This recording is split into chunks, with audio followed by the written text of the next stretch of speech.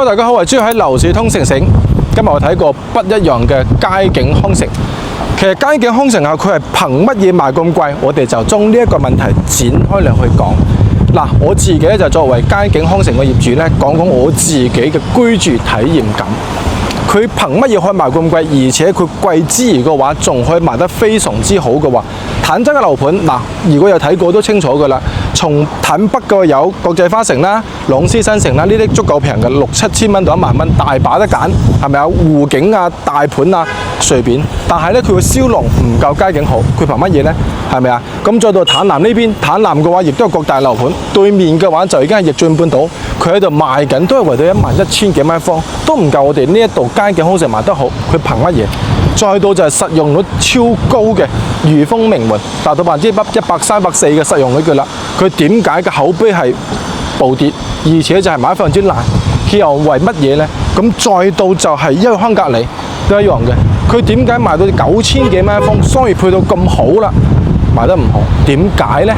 係咪啊？再到一個盤，就呢個板塊就一個盤可以同佳景康城去比，就係中澳春城啦。各大明星都爭住入去買嘅就係中澳春城。咁喺坦南呢個板塊就係中澳春城同埋佳景康城可以去匹比嘅啫。但係其實我自己原先係住喺裕豐名門嘅，咁啊後邊我搬咗翻過嚟佳景康城之後，即係冇對比係冇傷害嘅。一對比完咗之後，真係一個天一個地，區別太大啦。咁裕豐名門嘅話喺各大嘅網絡上邊啊、自媒體嘅官網上邊見到嘅啦，話佢嘅物業實在太差啦，管理嘅話真係差到冇人有，再到停車嘅話真係一個車位難求，即係長期喺度拉橫幅，係咪？即係口碑係暴跌，係啦，已經係冧咗嘅啦口碑。即係有時候你再平我都唔會買，啱嘛？但係咧，我就係從裕豐搬到過呢度之後，我係只要手一投訴，即係佢物業嘅管家係即時同我去解決問題嘅，哪怕凌晨2、3點一個電話打佢有人聽嘅，係啦，佢即係所以佢佳景康城佢唔係賣價錢嘅，佢賣嘅從來都唔係價錢，佢係賣一個服務、一個口碑、細節嚇，再到就係佢個整個品質方面啦，真係冇得好講。嗱，咁我哋貴嘅話，其實除咗呢啲之外，仲有幾大點，但係仲有就係你睇下，我哋呢度嘅商業配套，其實除咗優越康隔離之外，嘅商業配套係 OK 嘅。第二個就係我哋佳景康城啦，優越嘅話肯定唔使講㗎啦，佢嘅大型嘅商場喺度啊嘛，咁啊衣食住肯定冇問題嘅。但係佢戶型實在太差啦，樓間佢亦都太闊啦，即係如果按照我哋嘅，我唔會買，係啦。咁但係佳景康城呢度佢唔同。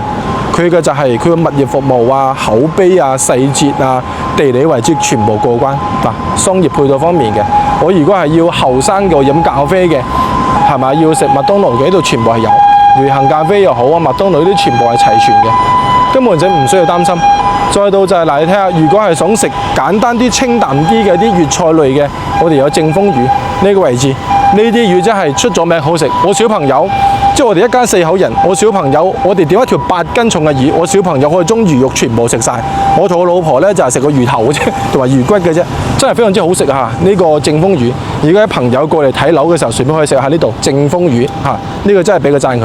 咁如果係話你想食就係話口味重些少嘅，嗱，對面嗰就係爽菜夾飯呢啲湘菜嘅都 OK 嘅。係啦，即係所以佢商業配套佢係可以招商得非常之成功，亦都會有人去賣佢個單。咁點解賣佢個單呢？因為細節做得真係好。咁我講完呢一個商業配套之外，我再講下同埋佢為業主做咗乜嘢。特別一點就係佢出行方面，咁佢就係為咗大部分香港人，因為我哋呢個小區得好多香港人。出行為咗更方便，佢將永東巴士嘅終點站設咗喺我哋呢個小區入邊。終點站亦係起點站，候車亭係啦。你如果係話喺整個坦洲嚟計，你想坐永東巴士，只有佳景康城呢一度，整個環境非常之好，非常之大氣，可以講係 VIP 室一樣。永東巴士嘅候車亭係啦，所以好多業主佢會就係話口口相傳，一個傳一個，會誇佢佳景康城。真係嘅，佳景康城佢從來唔係賣價錢，佢全部咧就係賣佢嘅細節、品質、口碑等等各方面。仲有一點，我哋珠海人又好，坦洲人都好，都會賣佢個單。除咗呢啲之外，係仲有一點，就係因為佢近珠海，一條路之隔已經係對面珠海嚟㗎啦，萬科城、華發、未來匯呢啲樓盤，對面成3萬蚊一方，呢度萬幾蚊，相差1倍嘅價錢，點解唔揀得到啫？係咪啊？樓下嘅話，你想要公園嘅運動設施，樓下已經大把啦，已經係足球場、網球場、羽毛球場、籃球場、跑道、乒乓球場，全部都有，就喺對面呢個位置嘅，其實乜都有啊！你話揾轉坦洲過，你冇啲咁大嘅公園，所以佢住喺佳景康城呢一度，佢可以享受到珠海幾乎所有嘅配套。真係㗎，我自己住喺呢度嘅話，其實我喺優越城買嘢嘅頻率反而冇我喺珠海買嘅咁多添，因為我係呢個位置，我過去嗱，我哋比較熟悉嘅一個碧樂城啦，就前新明珠輕軌站呢個商場係咪啊？佢有彭泰超市呢個地方嘅揀嘅嘢已經足夠多啦吧？仲有就係三毛藥店，我哋比較多人去買，但係我就唔中意去買，因為太多人、太多車、太塞啦，我唔中意去嗰度。如果你喺呢度呢個地方嘅話，反而我中意去過邊度呢？沃爾瑪，沃爾瑪同埋三毛係幾乎一個品牌噶嘛，清楚都清楚噶啦。所以我呢排我反而中意去沃爾瑪。我從呢個地方過去都係為咗10分鐘嘅時間，非常之方便嘅。所以點解就係話佳景康城呢度同珠海冇區別？咁如果話我哋香港嘅朋友，我想翻嚟珠海或者中山買一套100零200萬嘅樓，我唔想買珠海，我唔想花300-400萬呢個預算，我就買呢度。得唔得？佳景康城完全可以俾到你想要嘅一切需求。嗱，咁我哋講完呢度周邊嘅配套之外，我哋睇下小區入邊以及每套房嘅戶型佈局，好唔好？嗱，依家跟住鏡頭上去睇睇。我哋呢套係89方嘅3房，佳景康城呢個景觀面，我唔知有幾多朋友見過下。之前我哋呢一套房佢係有工程網喺呢個位置擋住，係見唔到嘅。如果你想買新樓嚟計嘅話呢，你想有呢個景觀係幾乎係冇，佢係近排將呢個網拆咗之後先至會俾你見到。其實係再舊嘅法拉利都叫法拉利，其實仲有一句説話，再舊嘅佳景康城都叫佳景康城。佳景康城佢分為就係4期住宅開發，1、2、3期已經全部開發好晒，都有入住㗎啦。1期佢嘅價位依家係會比個別嘅新房仲要貴嘅。咁佢主要分為2大原因，第一佢嘅細節做得真係好，第二佢嘅口碑佢係屬於係一個傳一個嘅，我作為業主係高度認可嘅。咁我哋呢一個4期呢一個89方嘅戶型，呢個景觀面喺咁多嘅戶型入邊咧，呢一個樓間佢係最闊，但係佢只有一個缺點就係北向嘅啫。89方嘅3房，依家目前眼見所見就即所得。嗱，首先第一點，佢呢個開間係有3.2米嘅，咁作為一個買嚟度假又好、養老又好，或者偶爾翻嚟住一住嘅，我覺得呢個戶型係足夠嘅啦。預算控制喺130萬左右嘅，就諗89方呢一個戶型。嗱，咁我哋入門呢個位置同你講講啦，實木門呢一啲嘅話，肯定唔使講噶啦，細節嚟嘅。防火防盜非常之厚實，好用過裝甲門。裝甲門嘅話，我諗就係全部都係屬於係鐵嘅一個質感，但係佢木嘅話，我覺得呢啲審美先至 OK 啊嘛。指紋嘅人面識別密碼鎖呢啲三合體啊，三體嘅有指紋、人面識別以及我哋嘅嗰個密碼係啦，呢啲咁樣嘅一個開關。咁我哋廚房呢一度嘅話就係歐派嘅廚具啦，方體嘅3件套啦。全部所見即所得嘅。其實你喺其他樓盤，我諗見得到呢啲嘅話，就係並唔係交付標準。但係佳景康城，我所影俾你嘅全部都係交付標準。點解我講係處處係細節呢？就係從呢一個位置就睇得到啦。我哋咁樣開佢係防撞功能嘅。其實其他樓盤佢一下子開就嘭一聲撞入去，但係佢佳景康城佢就唔會，非常之 OK。咁我哋呢度都係嘅。佢4期會喺前邊全部做咗升級，仲有一點就我哋呢一度。佢有啲人咧，佢就擔心嗰個叫做隱私嘅問題，係咪啊？咁我哋佳景康城呢個4期咧，佢個窗佢係做咗升級嘅。我哋喺入邊望到外邊，啱嘛？但係喺外邊你望入邊係望唔到嘅，佢做咗處理嘅，同埋呢啲咁樣嘅叫做係啦，呢啲咁樣嘅透氣嘅呢啲咁嘅功能，新風系統。其他小區你唔一定有，但係佳景康城佢係全部安排上俾你嘅，啱嘛？再到我哋呢個電視背景牆，嗱，呢個位置交付標準嚟嘅，華為嘅智能家居系統。之前嘅話就係包括4期都好啦，佢前邊佢係冇呢個智能家居系統嘅。其實後期已經係全部升級咗俾你嘅啦。我覺得佢真係俾佢點個讚。仲有就係呢啲窗簾膠標嚟㗎，你咪話呢啲咁樣嗱，呢個窗布一個窗紗，你想靚嘅仲窗紗係咪啊？而家仲係電動先呢個，佢配嘅係電動嘅交付標準。入翻嚟我哋睇翻就係我哋休息區嘅3間房嗱，呢啲咁嘅智能嘅面板、日立嘅中央空調，全部係膠標。衞生間嘅位置呢個想係公衞夠用嘅，你其實89方應有盡有。沖涼呢度喺度踎嘅係咪排毒嘅？呢度洗面刷牙嘅夠使用啦。仲有一點嘅細節嗱，就係呢個廊板。呢個廊板你可以就係夏天嘅時候可以要嚟吹風，冬天嘅時候可以要做暖氣，可以調節㗎。呢度有功能嗱，小金呢度有換氣啦、取暖啦、乾燥啦嗱，熱係咪啊？佢全部係有，係咪啊？呢該有嘅功能佢全部有嘅。細房呢度嘅話都係嘅，佢配嘅唔係窗簾，佢配就係呢個呢啲咁樣嘅俾你，百葉窗配俾你，呢功能應有盡有，中央空調配上俾你嘅，日立嘅嗱，呢啲咁嘅智能嘅面板，你隨便點樣調節，呢啲全部安排好下。呢間係細房，哦係啦，咁我哋呢一個街景佢4期咧，仲有一點細節佢升級咗，就我哋呢個床鋪，我哋普遍會見得到佢係屬於係白床。但係佢呢度配嘅係床鋪啊！嗱，呢啲全部係細節啦。仲有一點就係我哋呢個門鉸，呢啲咁嘅門鉸喺度嘛，非常之厚實嘅。我哋普遍咧，佢係見到佢唔係佢冇起角嘅，佢圓噶嘛，佢全部配得好貴嘅呢啲門鉸嘅位置。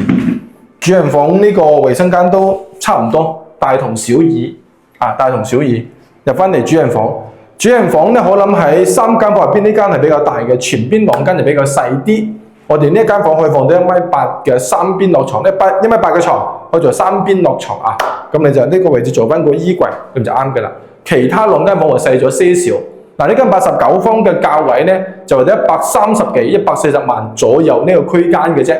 啊，如果感興趣可以隨時聯繫我，即時 call 我約睇房都冇問題嘅，可以做到專車接送。睇下呢個我哋過去隔離睇一睇，105方嘅105方嘅話，之前咧佢就係亦都係俾全部密封晒嘅。後邊咧佢就拆咗之後，依家咧就更加之直觀，更加之直觀下嗱。呢度廊戶呢邊就係89，呢邊都係89，只係呢一邊咧佢做咗一個軟裝啫，喺邊做咗軟裝。但我覺得會睇呢一個交付標準會更加之直觀。咁睇完呢一度，我哋再入翻嚟去睇呢邊嗱，2個 lift 出嚟就4戶。咁喺呢個位置，呢度就係廊戶，呢邊咧就係118，咁呢一度就係105方嘅。咁呢一個戶型其實，如果係話你覺得89細咗，你可以揀我哋呢一個就係105方嘅。105方咧就係89方嘅呢個面積段上面做咗升級，升級咗邊度咧？咁就係第一，佢坐向，因為89方佢景觀靚，但係佢坐向係北向嘅。咁我哋呢個105咧，佢就屬於係東南向睇翻小區嘅內緣。第二點，佢從客廳、衞生間再到房間、廚房，全部係擴大咗。畢竟佢面積大咗啊嘛。嗱，我哋睇翻呢個餐廳，餐廳入翻嚟就係廚房。佢廚房你啱啱睇下，我哋係屬於一邊嘅，佢冇做到雙開式，冇咁大。啱啱佢全部就係從呢個位置咁佢咁樣推開咗，咁你顯得你從廚房、餐廳到大廳，咁就會闊啲啦。所見就即所得，歐派嘅方太嘅呢啲咁樣嘅廚具，細節嚟嘅 ，OK 嘅呢度，呢啲都係㗎啦。防撞嘅呢啲全部做細節啦，嗱，唔黑撞嘅就係呢個位置，啱唔啱？咁入翻嚟我哋呢度大廳嘅位置，出翻嚟呢個位置，我再同你講解一下。嗱，咁我哋出翻嚟陽台東南面，望翻去小區嘅內緣。依家目前呢一片空地全部都屬於佳景康城嘅4期嘅，咁佢4期嘅話，佢亦都係做咗全面嘅升級，分為幾大細節。第一，全坦洲只有佳景康城佢肯做咗呢個風雨聯廊嘅，全坦洲只有佳景康城做咗風雨聯廊，其他小區係冇做嘅。第二點，佢個車位車庫之前咧佢係屬於1層嘅車庫，依家目前佢做咗2層。根本就唔需要擔心停車難嘅問題。佳景康城佢係攞呢啲咁嘅細節嚟俾你睇嘅。第三點，佢之前喺1、2、3期佢冇做泳池嘅，佢只有會所啊。咁我哋呢個4期佢就係安排上泳池俾你嘅。呢度，而且呢啲咁嘅兒童嘅娛樂設施佢全部配齊晒㗎啦，所以只有更好嚇，4期係更好嘅。你之前睇嘅1、2、3期，我諗就會曳啲，係咪要曳啲嘅啫？大廳呢度嘅就係為到3.8米嘅開間，3.8米嘅開間。你如果覺得89細啦，咁你就揀呢個115。我個人認為呢個座向同埋房間同埋大廳廚房呢啲嘅話會更加之 OK 啲，但係預算嘅話你就會更加多啲。89方嘅話咧，你嘅價位就為130幾、140萬左右。咁我哋呢一個105方你要圍到就160幾至170萬左右呢個區間先至攞到我哋呢一套105方嘅。但係如果你係咪咁你預算夠嘅話，咁呢個真係隨便買係冇問題嘅，真係隨便買，因為畢竟你夠大啊嘛。咁佢同樣下我哋89方佢有些少缺點，咁我哋呢個105方亦都有些少缺點。105方我認為下呢套房唯一一個缺點就係呢一個位置。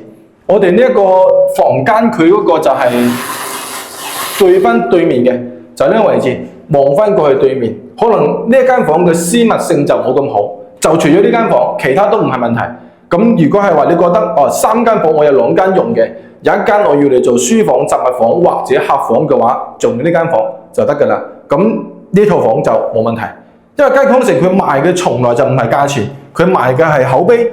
係咪啊？業主嘅口碑賣嘅係細節，處處都係細節，任何一個地方都係細節嚟嘅。再到就係佢物業服務，即係佢可以做到就係管家式嘅服務嘅。你如果會對華發啊、中海啊，係咪呢啲物業 OK 嘅話，我覺得佳景嘅物業嘅話唔會比佢差，唔會比佢差嘅。呢個物業嘅話都係3蚊雞，喺一期嘅話就係2蚊4，係咪？2期就係2蚊5， 3期就2蚊8，佢係咁樣嘅幅度。我哋呢個3期嘅話就係呢個4期咧就係圍到3蚊雞，但係佢全部升級咗嘅喎，全部升級咗㗎嚇。嗱咁如果係話覺得我哋呢個105呢套房感興趣嘅，可以喺上邊打我電話嚇，打我電話即時 call 我攞資料約睇房冇問題嘅，或者就係你可以先聯繫我發詳細資料同你講解一下都得。但係咁覺得 OK 係嘛？呢套房或者就係都仲未夠大嘅，我哋再睇一套118平方嘅更加之大些少㗎嚇，嗰套房就我哋隔離呢一戶，呢一戶嘅話就係圍到118方，即係圍到1269尺呢個戶型。我哋呢一個咧，佢係做咗一個軟裝嘅，稍稍做咗軟裝。其實啱先嗰套105方嗰套房同呢一套冇差喺邊度，就多一間房，面積大咗。其實你軟裝之後就好似我哋依家目前咁樣，按照呢一個咁樣佈置嚟嘅，預計大概就係圍到10萬多啲，12、13萬啦，就按照依家目前咁嘅一個風格去裝咗出嚟㗎啦。12、13萬，12、13萬嚇，從呢個餐廳嘅位置，但係佢冇做餐邊櫃，你後邊可以做翻個餐邊櫃呢個位置，但係佢喺呢度做咗嚇。其實呢個位置應該你做翻個屏風嘅呢度，因為啲人佢介意啊嘛。時間你話後面做咗，對，其實呢度入門入嚟呢個位置，如果喺度做翻個屏風嘅話咧，呢度會好好多。因為你畢竟你直衝㗎嘛，啱唔啱？你直衝去做翻個屏風，咁就會好㗎啦。咁就係餐廳，咁再到我哋呢個大廳。大廳其實同啱先個差唔多幾多，就係你放咗 sofa 喺呢個位置，咁你一個茶几呢度放電視，其實呢嚿嘢你到時候喺度裝個投影就好爽啦。呢個位置啱嘛？好舒服，好溫馨嘅。咁呢套房咧，佢嘅價位要圍到180幾萬到89萬，我哋呢個戶型。180幾萬到89萬。嗱，你俾我哋廚房睇下，廚房其實同啱啱嗰個105個就係冇差幾遠，我睇下，可能就呢個位置可以講係一個細島台啦，出邊有個生活露台，你預算控制會多啲嘅話，你覺得啱先105仲唔夠大就揀呢個。如果你覺得105夠用嘅，我覺得就冇必要買呢個啦。因為呢個畢竟佢價錢接近200萬啊嘛，咁你接近200萬嘅話，你就會多咗一啲選擇㗎啦。其實啱唔啱？呢個僅供參考下，僅供個人提供嘅一啲參考。咁呢個衞生間其實都差唔多幾多，佢只係做咗一升級，佢呢啲全部換咗。呢個唔係交付標準啦嚇，交付標準就前邊檔嘅視頻89方105方嗰一個就交付標準，呢一個就唔係，呢個就唔係交付標準。咁再到就係我哋呢一邊嘅。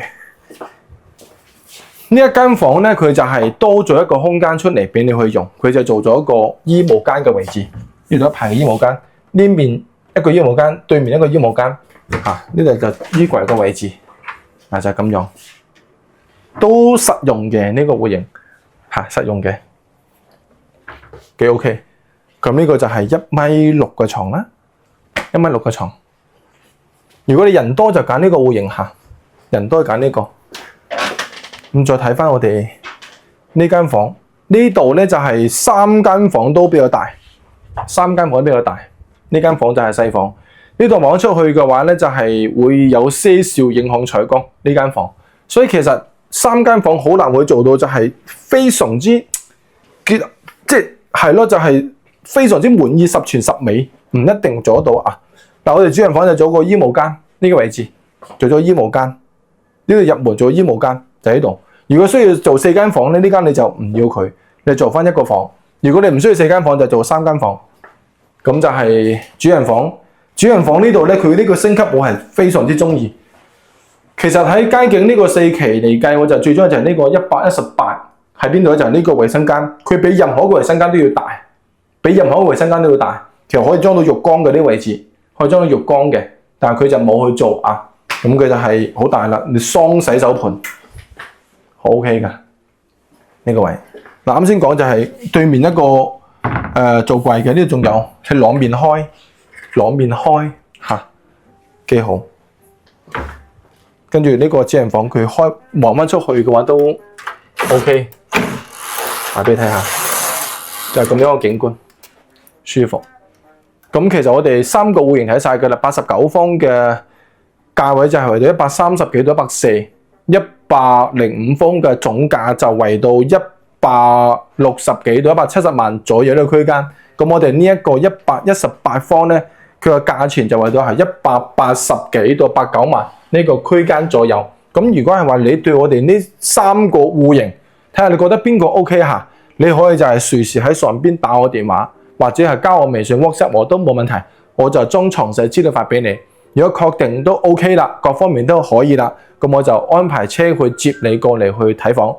畢竟佢街景康城下，因為坦洲嘅房比較多選擇，係咪？咁我就覺得就係我唔要裝就，我要選嘅更加之好嘅。因為我哋好多朋友佢翻嚟去住嘅話，佢唔係睇價錢，我先睇我就係小區嘅品質啦、口碑啦，再到就係物業嘅服務，啱唔啱？咁如果係話我各方面都可以啦，我貴些少唔係問題嘅，咁你就直接揀街景康城。我作為街景康城嘅業主嚟嘅，我係高度認可呢個小區嘅，我有居住體驗感，同其他人唔同下，因為佢只係得講，佢唔一定話係真係會有居住體驗感嘅。咁你真係覺得 OK 啦，可以隨時聯繫我過嚟睇房。我係珠海樓市通城城，做你身邊靠譜嘅樓市嚮導。我哋下期再見，拜拜。